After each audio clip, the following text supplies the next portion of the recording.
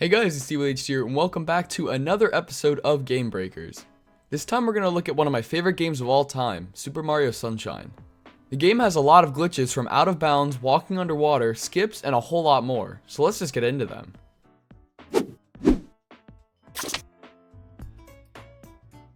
Up first is getting out of bounds in Delfino Plaza, and there are plenty of ways to accomplish that.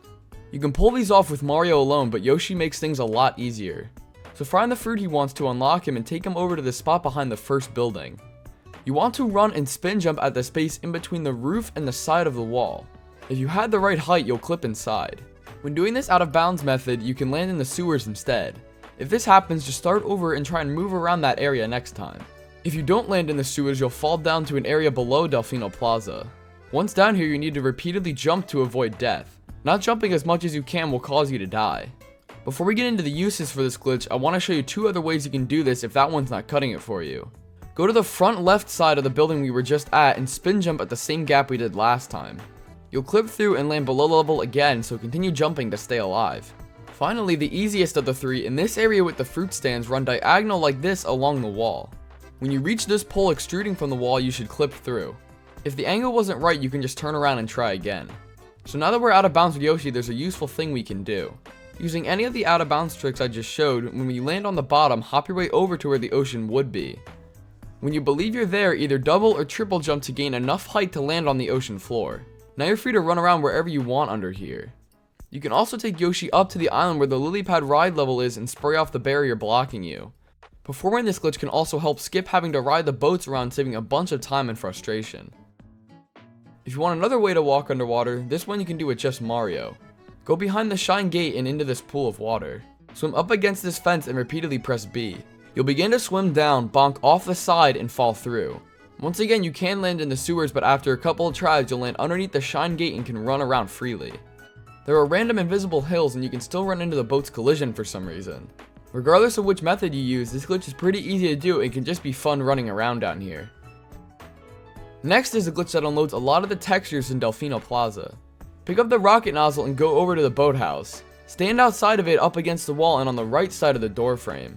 Charge up the rocket nozzle and as it fires, hold forward. With a bit of luck, you'll warp inside the room with the blue coin exchange. If you dive while up above, you can go over the wall and slowly land in a strange version of Delfino Plaza. The ground and building textures aren't visible, however they are still there. You can see all the NPCs, shine sprites, and other objects that you can't usually see this way. It's kinda hard to navigate this area too, due to not knowing where all the buildings are. I was able to make it behind the shine gate and perform the walk underwater trick from earlier. The reason this occurs is because when you enter the boathouse, the room isn't actually inside that model. Instead, the inside of the room is stored up above the actual one, and when you enter the doorway, you get warped up to it and most of Delfino Plaza gets unloaded. By doing this glitch, you can trick the game into warping you up with the height that you got from the rocket blast, which allows you to fly over and never reload the textures. When you're in this glitched area, you can even see the room because the game never unloaded it. By doing this glitch, you can store rocket nozzle blast and fly up way higher than you're supposed to. For this, you're going to need a rocket nozzle and a ledge. Line up perpendicular to it and switch to the squirt nozzle. Hold the L button all the way down to go into sidestep mode. Keep holding L and swap to the rocket nozzle. Now hold R down just before it clicks. When charging it, if the button is held and clicked all the way down, this won't work. Just as it's about to fire, let go of L. You'll exit sidestep mode as the rocket goes off, but you won't move. This means the rocket is stored. You can swap back to the squirt nozzle and repeat the process as many times as you want, just make sure not to move the control stick or jump. Once you're ready, enter sidestep mode and shuffle off the ledge. All the stored rockets will release at once and you'll go shooting up into the air. You can do this anywhere in the game as long as you have those two things. If you do it here in Delfino Plaza, the water spout will repeatedly refill so you can store as many as you want. We can take this glitch even further. Entering this door will bring you into the box game room, but as we showed off in a previous glitch, the room isn't actually inside but rather above it and we can access it. Go on top of the roof and charge up 2 rocket blasts. When you fly up, hold left. The box game room will load the Pianta and the boxes but nothing else, so you can beat the box game and get the shine while floating in air. I'm not really sure if this next one's a glitch, but it's still pretty cool. Grab a turbo nozzle, enter first person, and hold down the R button very slightly. The meter won't begin charging, but Mario is now able to walk around in first person mode, something that you're not able to do normally. This can be done in any level throughout the game as long as the turbo nozzle is obtainable. This next one's just a minor glitch that I thought was pretty funny. While riding Yoshi, if you go to eat a fruit and then dismount him, the fruit will stay frozen in the air. A creepy side effect of doing this is that Yoshi's head moves while you're in first person. As I looked up, he also did. You're able to get back on Yoshi, take him anywhere you want, and the next time you press B, Yoshi will finish the animation and eat the fruit. While this may just look like a funny little trick, it's used a lot in speedruns and is known as fruit storage. While on the topic of fruit, we can turn it invisible. Pick one up and wait by the water. After a few minutes, the fruit will begin to flash. Either spray or throw the fruit into the water with the right timing and it'll despawn as it lands in the water. When you go back to the fruit stand, you'll hear the sound of it spawning back in, but it won't show up. Surprisingly, it's there, but just invisible. You can pick it up and now Mario runs around doing this with his arms. If you throw it into the water, it'll reappear invisible again, but if you let it just despawn on land, it'll show up normally. Okay, moving on to actual levels in the game. Enter Bianco Hills and pick up the rocket nozzle. Just above the box there's a tightrope. Hop up onto it and begin firing the rocket nozzle. Whenever you feel like it, start walking further up the tightrope and a wind spirit will spawn. Stand to let it hit you, and as you do, all the rocket blasts will be shot off at once. Depending on how many times you charge it, you'll get some different results. A single rocket won't really do too much, but on the other end of the extreme, firing a full water tank will shoot you too high to the point where you really can't come back. You'll just be stuck in the sky and forced to reset the game. The best result is probably around half, as you're able to see the entire island and then eventually land back in Bianco Hills. This next glitch can be done in any level on the Shadow Mario episode, but since we're already in Bianco Hills, I'll just show it off here. When you spray Shadow Mario enough, he'll fall and a shine sprite will appear. But as it begins to float down, press Y and hold either left or right to spin the camera around. When the shine lands on you, the camera will face a different direction than normal. For me, Mario was just facing the opposite direction, staring at nothing. Up next are some glitches in Ricco Harbor, but let's enter from an alternative way. For some reason, if you swim underneath the dock and jump where the entrance is above you, it'll still take you into the level. In the third episode of the Cage Shine Sprite, you'll work your way up to the top of the cage and jump in. But this can be rather long and tedious due to how easy it is to fall off.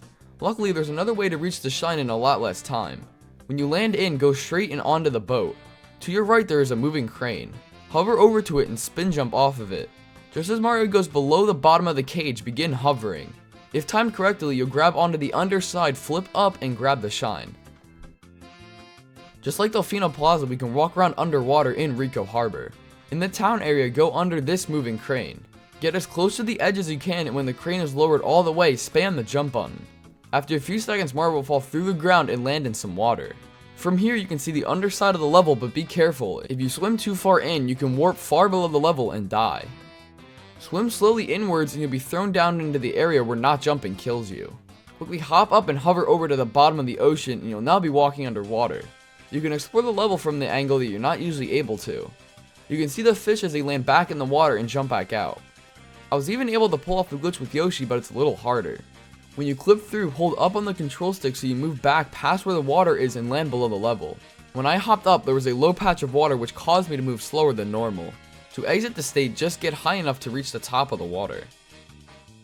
In the first episode of Ricco Harbor, there are crates containing the blooper boss. However, if we grab the tentacle, we can pass right through the crate and have a look inside. There's actually just a single floating tentacle and some one-sided boxes. Moving over to Gelato Beach, this next glitch is probably the most complicated I'll show off. It's known as Gelato Skip and it allows you to skip doing the Watermelon Festival. Anyone who's played Mario Sunshine knows the pure struggle this episode has caused. Well, there's a way to skip that. This glitch is pretty difficult, but here we go. Grab a coconut from this tree and bring it over to the hut where you'd submit your watermelon for the contest. You'll notice that there's a shine sprite inside this glass jar, which is the same one that he gives you if you win. Unfortunately, there's no way of getting inside without doing this glitch. And you need to have a perfectly straight angle. To do this, either grab the top of the hut's roof and press L, or use this fence post and press L. Now anytime we want to move, we must jump and move the control stick while in the air. This will keep Mario from losing his angle. Pick up the coconut and hop backwards until you have enough room for a triple jump. You can also spin jump up there, but this is a little safer. Once up on the roof, we have to have Mario stand so his feet are on this dark line and the gap in between the coconut and his head is lined up to the spike. Now the setup for the glitch is complete and all we have to do now is drop the coconut and hold forward. If the angle was correct, Mario will stay behind the coconut as it rolls off and through the hut. As you clip through, you need a time when to start letting go of the control stick and just hovering. If you start too late, you'll clip below the roof, and if you go too early, you'll pop back out of the top. It's not a big deal though, as long as you don't turn the control stick. You can just hover straight back and try again. When timed correctly, Mario will stay on the inside of the roof and land right inside the glass containing the shine. Also in Gelato Beach, there's a Dune bump back here that can cause some pretty glitchy effects with the camera. You technically don't need Yoshi, but I brought him along anyway. Spray the little sprout and try and time your ground pound with the sand caving in. The screen will turn blue as the camera frantically tries to look for you. An aerial view of Delfino will appear as it tries to catch back up to Mario. I tried it again, but this time held the C stick left, which caused the camera to freak out even more. In the first episode of Pinna Park, there are 2 long cutscenes you have to sit through. However, if you've already seen them or simply don't care for them, there is a way you can skip them. Before the first one, water slide through these poles, and once you pass the last 2, pause and select exit area. Instead of quitting the level, it skips past the cutscene and brings you right into the fight with Mecha Bowser. But we're not done yet. After landing 4 hits on him, he'll start to break down. Just as you see the little explosions on the sides of him, pause and exit area again. You'll bypass the second, even longer cutscene and collect the shine a lot faster. In the second episode, the Beach Cannon Secret, you'll have to throw 3 bombs at the mole to unlock the secret. But if you just get here and on top of the cannon fast enough, you can go right through the mole and inside the secret. It's not really a glitch, but still pretty useful. The 5th episode, the Runaway Ferris wheel, there's a puzzle you have to do behind it. But yet again, there is a way to skip this. Head to the top area of the cages so you're up with the Ferris wheel. Looks pretty solid, right? Well, we can actually just hover right through it and reach the top right away. I guess they couldn't add the collision for the faster version of the Ferris wheel, so they just took it out. Now you're able to fix the Ferris wheel and get the shine a lot easier. Before entering the actual park, some episodes will have swipe and stews that can steal your hat. When it gets stolen, you'll gradually start losing health. If you go and talk to an NPC and wait till your health depletes, Mario will fall over and die while the NPC's text is still up. It stays like this until you end the conversation and actually die. To finish off Pinna Park, there's a weird out of bounds area you can access. Get Yoshi and bring him over here. You want to jump and dismount him so Yoshi lands in the gap between the rock and the basket. Hop back on, hold L, and sidestep left. If he's far enough into the side of the rock, you'll clip, but if not, take him back out and try again. I made the mistake of trying to get off of Yoshi while in this short space and wound up getting stuck inside the basket. When Yoshi's far enough in, you'll be thrown down to a strange part underneath the level with water. You can go into first person and look around an interesting version of Pinna Park in some of the other stages. Since there's no way not to drown, your time here is limited.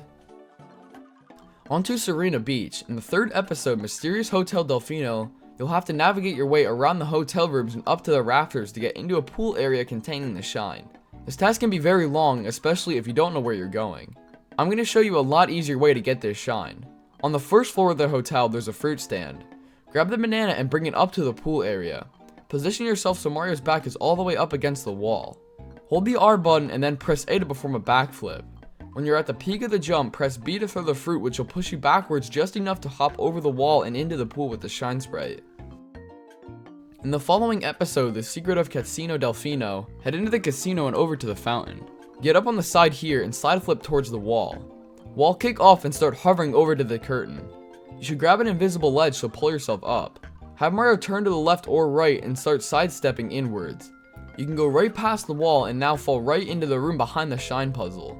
This makes accessing the secret level a lot easier as you don't need to do the slots and spray the flipping panels. Moving on to my favorite stage, Noki Bay, there's a spring at the top of this cliffside.